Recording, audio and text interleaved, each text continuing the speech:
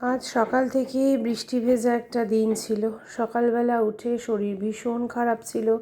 শরীর খারাপের কথা বারবার ব্লগে এসে বলতে কারোরই ভালো লাগে না, আমারও ভালো লাগে না। কিন্তু যখন সত্যিই শরীরটা খারাপ করে তখন কিছু করার থাকে না। মাইগ্রেনের তো একটা সমস্যা আমার চলতেই থাকে, ডিপ ডিপ ডিপ ডিপ একটা ওয়েদার, স্ট্রেস, সমস্ত কিছু মিলিয়ে মাইগ্রেনের ব্যথা যখন তখন উঠতেই থাকে। তো সেই ব্যথাটাই আমার চলছিল। আর হঠাৎ করে ঘুম থেকে ওঠার পর অ্যালার্জির সমস্যাটা খুব বেড়ে যায়। অ্যালার্জির সমস্যার সাথে সাথে আমার যেটা হয় সেটা হচ্ছে শ্বাসকষ্ট, ইনহেলারের পর্যায়ে চলে যায়। ইনহেলারটা আমার থাকেই, সবসময় আমি নিই না ইনহেলার, বাট যখন খুব কষ্ট হয় আর পারি না, প্রচণ্ড স্প্যাজম হয়, তখন তো নিতেই হয়, কিছু করার থাকে না। তো সেই দিনটা এই দিনটা আমার কাছে সেরকমই একটা দিন ছিল যে শরীরের ভেতর সবটাই কেমন একটা আনছান আনছান করা। আর কিন্তু আমার কাজের থেকে রেহাই নেই, পুজো আমাকে দিতে হবে, মেয়ে পারবে না, ছেলের বাবা নেই, চেম্বারে চলে গেছে, ছেলে স্কুলে চলে গেছে, ছেলের আস্তে আস্তে বেশ বেলা হবে, আর বাইরে খুব বৃষ্টি হচ্ছিল, হয়তো ছেলে ভিজেও ফিরবে। এই সমস্ত ভেবে আর ছেলের জন্য অপেক্ষা করিনি। আমি নিজেই ভাবলাম যে না, পুজোটা আমি দিয়েই দিই। তো যেরকম ভাবা সেরকম কাজ। সকালে উঠে এত নাক দিয়ে জল পড়ছিল, এত ইরিটেটিং লাগছিল, ভাবলাম স্নানটা করে পুজোটা দিয়ে নিই, তাহলে যদি একটু ফ্রেশ লাগে। তো যাই হোক, পুজো টুজো দিয়ে ওইদিকে স্বর্ণা ফোন করে বলল যে বৌদি একটু আসো, তুমি যে স্ট্যান্ডটা বলেছিলে অর্ডার করতে সেই স্ট্যান্ডটা চলে এসেছে। স্বর্ণা অর্ডার করে দিয়েছিল আমার স্ট্যান্ডটা। তো ও শ্বশুরমশাইকে নিয়ে একটু ব্যস্ত, ও শ্বশুরমশাই অসুস্থ, হসপিটালে ভর্তি, ওনার স্টেন বসবে, তার জন্য আমার ঘরে আসতে পারছে না। ও তাড়াতাড়ি কাজ সেরে পুচকিটাকে আনতে যাবে স্কুল থেকে। ওরও হসপিটালে যাওয়ার কথা ছিল, বৃষ্টির জন্য পরে সেটা পোস্টপন্ড হয়েছে, তাই ও তাড়াহুড়ো করার জন্য আর যেতে পারিনি। আমাকেই বললো তুমি একটু আসো বৌদি। তো আমি বললাম ঠিক আছে, আমি যাচ্ছি। তো স্নান করে উঠে দেখতেই পেয়েছিলে তোমরা, আমি আগে মেশিন চালিয়ে দিয়েছি, পুজো করে নিয়েছি। করে দিদি ওদিকে রান্না করছিল, দিদি রান্না করতে করতে আমি দিদিকে বলেই গেলাম ওপরে যে দিদি তোমার টিফিনটা বেড়ে রেখে গেলাম, তুমি খেয়ে নিও, আমি একটু ওপর থেকে ঘুরে আসি। তো ওপরে দেখতেই পেলে শুধুমাত্র আমি স্ট্যান্ড আনতেই গেছিলাম, স্ট্যান্ডটা নিয়ে চলে এসেছি। শরীর ভালো না লাগলে, ভেতর থেকে যদি শরীরে কিছু অস্থিরতা করে থাকে তখন কিছুই ভালো লাগে না। তো সেই দিনটা আমার সেরকমই চলছিল, ভেতর থেকেই শরীরটা আমার ভালো ছিল না। কিছু করার নেই, যখন ভয়েস দিচ্ছি, এখন ভয়েস দিচ্ছি, এখনও আমার একই প্রবলেম চলছে। মেবি হয়তো ওয়েদারের জন্যই এটা হচ্ছে। এসি চালালে ঠান্ডা লাগছে, এসি না চালিয়ে থাকলে গরম লাগছে, এটা মারাত্মক প্রবলেম হচ্ছে। যাই হোক, শরীরের কথা বেশি বলে লাভ নেই। দিদিকে ব্রেকফাস্ট দিয়েছিলাম আজকে রুটি আর চানা। চানাটা দিদি সকালবেলা করেছিল, চানাটাই শুধু রান্না করেছিল দিদি। আর আমরা খাচ্ছিলাম একটু চিড়ের পোলাও করে। ও আচ্ছা আচ্ছা, দিদি একটু সুজি না চিড়ের পোলাও করেছিল দিদি, ওই চিড়ের পোলাওটা আমরা খাচ্ছিলাম। চিড়ের পোলাও করেছিল আগের দিন চিড়ের পোলাও করেছিল, ওই চিড়ের পোলাওটা দিয়ে একটু চানা দিয়ে আমি আর মেয়ে খাচ্ছিলাম, আর দিদিকে রুটি আর চানা দিয়ে দিয়েছিলাম। তো যাই হোক, ব্রেকফাস্ট করতে করতে আমার আর মেয়ের প্রতিদিনের যা গল্প থাকে সেটাই করছিলাম। মেয়ে ওদিকে ব্ল্যাক কফিও বানিয়ে নিয়েছিল। সমস্ত কিছু করতে করতে মাঝখানে স্বর্ণার ঘর থেকে এসে অবশ্য আমি জামা কাপড়গুলোও মেলে নিয়েছিলাম। আর এই যে দেখতে পাচ্ছ আরেকজন আজকে পিৎজা পার্টি ছিল স্কুলে। ও আগের দিনই বলে গেছিলো, মাম তোমার জন্য আমি পিৎজা নিয়ে আসবো। তো মামের জন্য পিৎজা নিয়ে এসছে, মামকে দিয়েছে, দাদার জন্য রেখেছে, আন্টিকে একটু দিয়েছে, নিজে খেয়েছে, মাকে দিয়েছে। তো যাই হোক, ওর পিৎজা পার্টি আর আমাদের সবার খাওয়া, আমাদেরও পিৎজা পার্টি হয়ে গেল।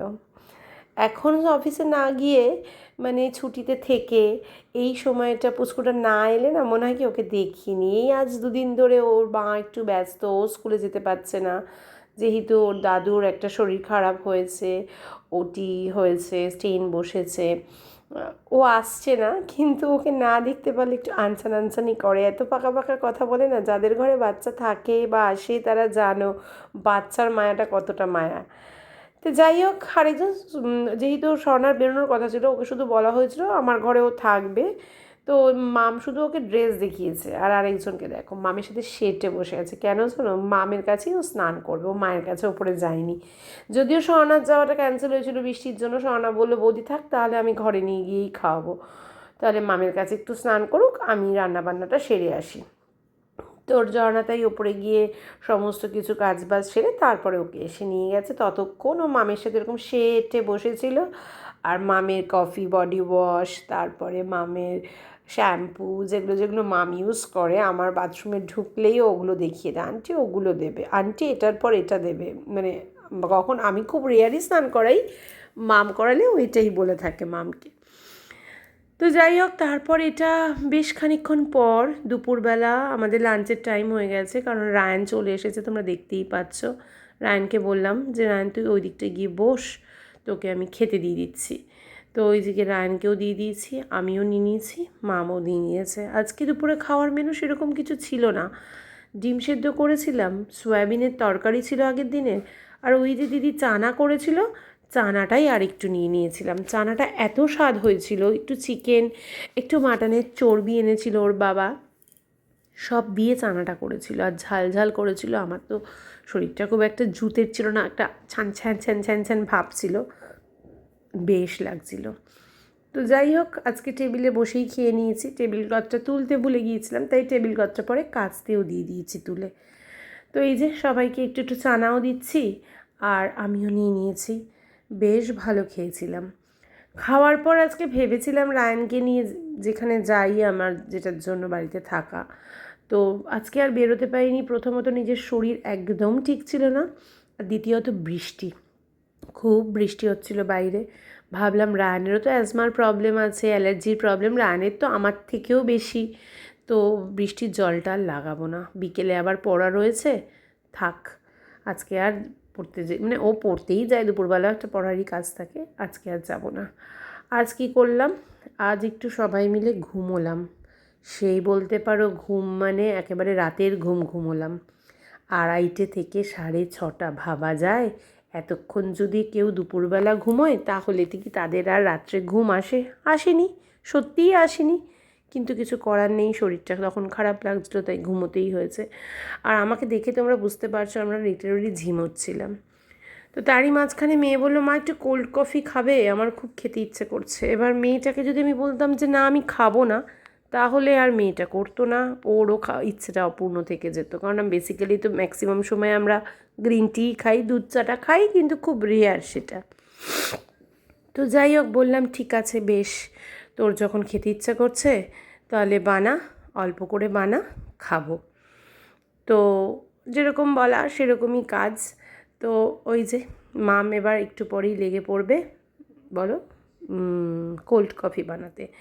রায়ান রেডি হয়ে গেছে, রায়ান খাবে না। রায়ান আর রায়ানের বাবা পড়তে যাবে, পড়া থেকে রায়ান আর রায়ানের বাবার একটা বার্থডে পার্টির ইনভিটেশন ছিল, সেখানেই গিয়েছিল। আমাদেরও ছিল, আমার শরীর খারাপের জন্য যাইনি। আর মামের একটা বার্থডে আজকে খাওয়া দাওয়া ছিল, রেস্টুরেন্টে নিয়ে গিয়ে ওর বন্ধু খাওয়াতো, কিন্তু মাম যেতে পারিনি কারণ বৃষ্টি পড়ছিল, তাই ওটা পোস্টপন্ড হয়ে গেছে।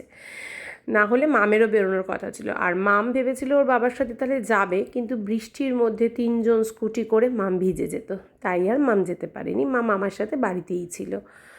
তারপরে সন্ধেবেলা কোল্ড কফির যা যা সরঞ্জাম গুছিয়ে নিয়েছে, আর দেখতেই পাচ্ছ ছোট্ট পুচকে আমাদের সাথে চলে এসছে আমাদের ঘরে আবার। তো ওই যে সমস্ত কিছু গুছিয়ে টুচিয়ে নিয়েছে।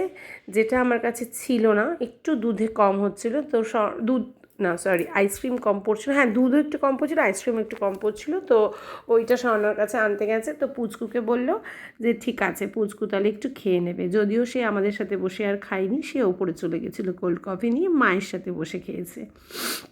তারপর মাম সুন্দর করে কোল্ড কফিটা বানাচ্ছিল, আর মামের সাথে কে হেল্প করছিল? বড় আরেকজন মানুষ হেল্প করছিল, পুচকু হেল্প করছিল। সবার শেষে দেখবে ছোট্ট ছোট্ট হাত দিয়ে ও ক্যাডবেরিগুলো মাম ক্রাশ করেছিল, ক্যাডবেরিগুলোকে কীভাবে ছড়িয়ে দিচ্ছিল কোল্ড কফিগুলোর ওপর।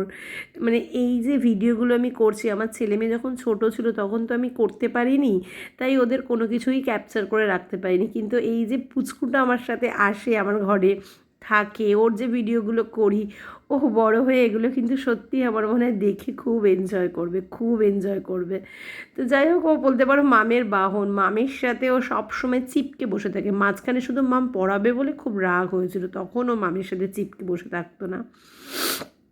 যাই হোক, একটু পরেই দেখবে ওই ছোট্ট ছোট্ট হাত দিয়ে ও কী সুন্দর ক্যাডবেরিগুলোকে দিয়ে ওপরে কোল্ড কফির ওপরে গার্নিশিং করছে। এখানে এই যে মাম এগুলোকে একদম সুন্দর করে ক্রাশ করে নিচ্ছে। আর এই যে মামকে দেখছো, মাম যে দিচ্ছে, ও মামকে বলেছে, মাম তুমি কেন দিচ্ছ, আমাকে একটু দাও, আমি দেবো। আর ওই যে পুচকি পুচকি হাতে দিয়েও দিচ্ছে। তো যাই হোক, এরকমভাবেই আজকে আমাদের সন্ধেটা কেটেছে।